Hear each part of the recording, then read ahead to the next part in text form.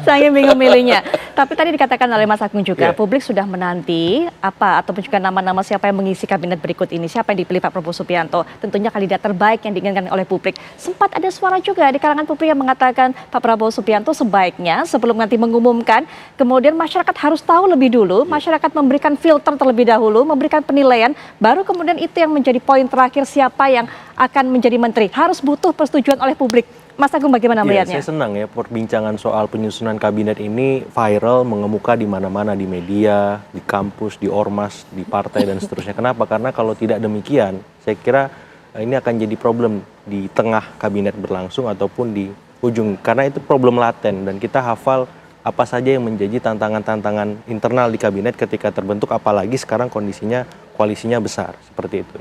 Yang pertama. Yang kedua, yang paling penting sebenarnya keterlibatan publik penting. Kenapa? Karena di sisi parlemennya memang lebih banyak yang berada di dalam pemerintahan. Sementara yang berseberangan sudah semakin minimalis kan. Sementara sisa satu bisa jadi besok tidak tersisa seperti itu. Sehingga publiknya harus kuat, civil society-nya supaya apa? Supaya tadi dream team tadi benar-benar terbentuk dan bisa membuat Prabowo ini memang leluasa berkiprah baik di luar maupun di dalam. Karena apa? Karena tantangannya tadi kompleks ya. Ada keterbatasan fiskal, ada kemudian soal indeks demokrasi yang turun, ada soal-soal geopolitik di luar yang sangat kompleks dan berubah-ubah, bahkan bisa berdampak juga ke kita. Dan kalau tim ini tidak kuat, menteri-menterinya tidak solid, saya khawatir malah menjadi beban pemerintahan yang akhirnya membuat akselerasi program, capaian-capaian kampanye yang kemarin sudah dijanjikan itu akan terhambat, bahkan bisa tidak terlaksana seperti itu. Narasinya menjadi anti klimaks kan. Nah, itu yang kita tidak mau terjadi, sehingga saya kira selain publik, media juga. Saya beberapa kesempatan menyampaikan kalau bisa mobil-mobil satelit media itu ada di Kertanegara, ada di Hambalang, ada di mana supaya ketika nama Mbak Mutia keluar, kita bedah, kita kuliti, kita lihat rekam jejaknya. Apakah cocok jadi Menkominfo misalkan? Kan santer para spekulatif terdengar seperti itu. Atau Pak Safri misalkan.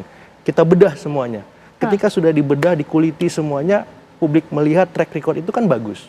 Oh ya sudah gitu. Artinya memang ini lulus fit and proper test dan bisa menjadi menteri. Dan saya kira hal-hal semacam itu yang perlu dikedepankan agar apa partisipasi publik ini membaik lagi.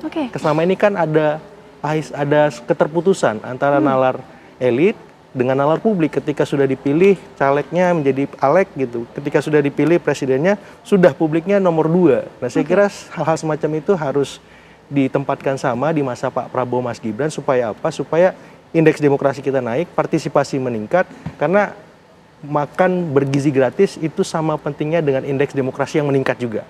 Nah, saya kira itu tantangan dan saya kira Pak Prabowo mampulah menjawab itu dengan latar belakang beliau, kepemimpinan beliau yang kuat dan sudah teruji di banyak tempat dan harapannya beliau bisa membawa energi positif bagi bangsa kita.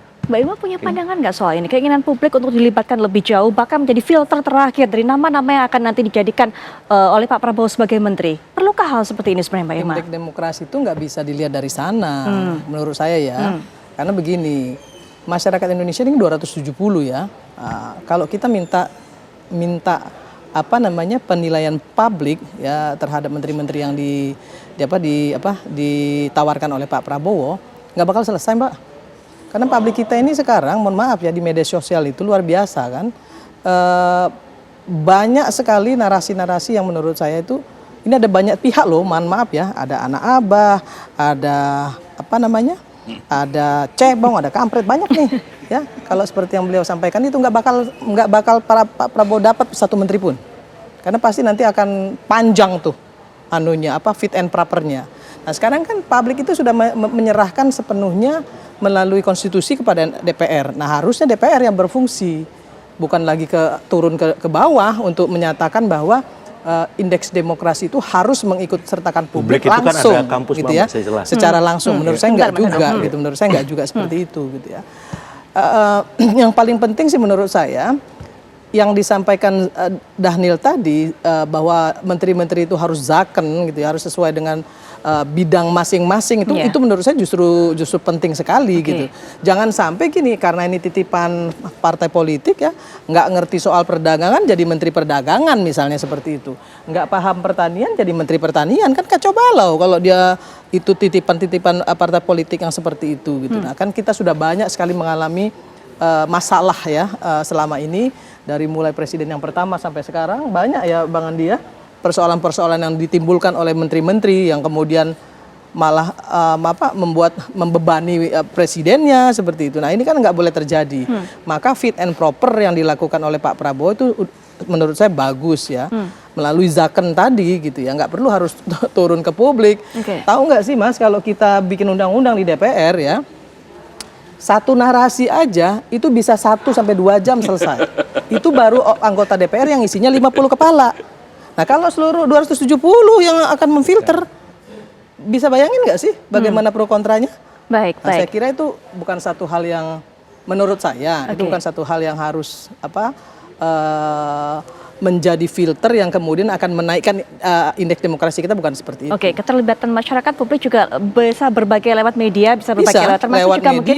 Ya. Tadi kan Dhanil bilang bahwa ada organisasi yang di luar dari partai politik yang juga mengusulkan kan untuk menjadi bagian dari kabinet. Menurut saya itu bagian dari salah satu yang disampaikan beliau tadi bahwa partisipasi publik itu lewat sana. Baik, Mas Agung silakan dilanjutkan dari yang sempat saya putus. Publik yang saya maksud itu sebenarnya sederhana, kampus, pers, kemudian LSM NGO, kemudian masyarakat sipil yang memang benar-benar concern. Misalkan kita ngomong Menkominfo misalkan, ada ranah di mana LSM di sana terlibat, keterbukaan informasi, kerahasiaan data dan seterusnya.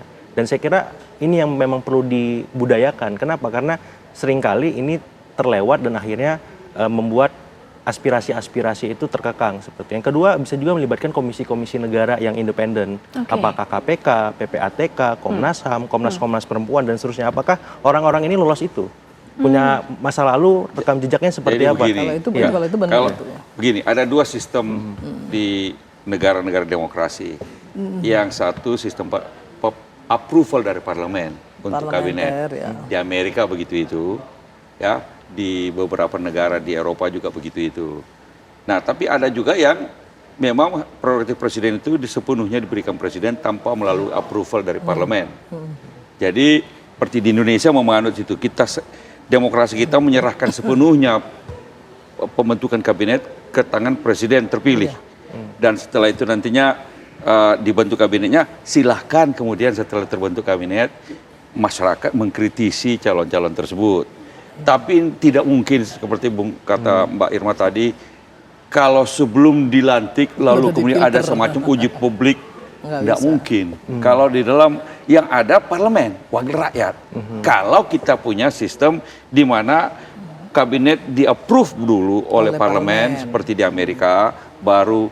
Tapi itu tidak semua negara melakukan itu di negara-negara demokrasi. Bahkan di parlementer ya waktu pengumuman kabinet di Inggris diumumkan aja oleh Perdana Menteri. Setelah itu rakyat masyarakat silakan mengkritisi. Kalau dianggap ini tidak baik pasti dikritisi selama-lama. Biasanya kalau dianggap membebani Perdana Menterinya atau presidennya di reshuffle. Nah itu bentuknya, tapi tidak bisa dengan uji publik dulu, kemudian baru. Tidak ada negara demokrasi itu melakukan itu. Jadi tradisi menguji ini sudah pernah dilakukan Pak Jokowi, Bang. Waktu itu melibatkan KPK, PPATK, komisi-komisi di periode pertama.